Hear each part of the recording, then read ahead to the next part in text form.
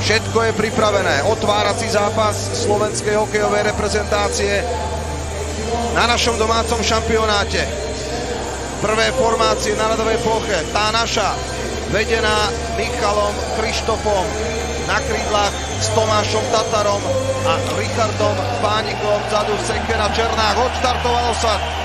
Držte palce, naši chlapci v prvom zápase na domácom šampionáte. Aj tento puk je len rozostaný. Naď sa snaží ho ešte dokorčulovať cez Martinéza. Je tam Laco Naď osamotený medzi trojicou Američanov. To bola počná konštrukcia po Marinčinovej tvrdej strele. Dostávame sa k odrazenému puku.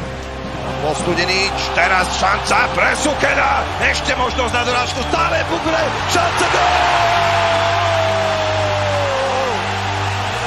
Suken! Čas 4:02, Slovensko vyhráva 1:0.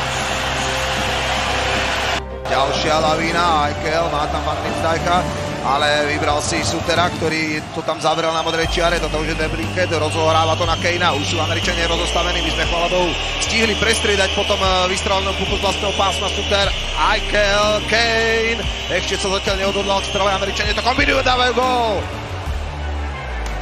Tam vlastne celá prvá formácia strieľal Erik Černák, muž, ktorý si otvoril reprezentačný strelecký účet v útorok v Michalovciach proti Norsku.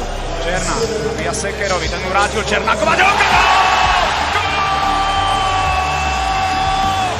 Puk späť na našich hokejkách, Fehervári. Teraz to má tempo, teraz to má pekelné obrátky. Slovensko vyhráva po 25 minútach.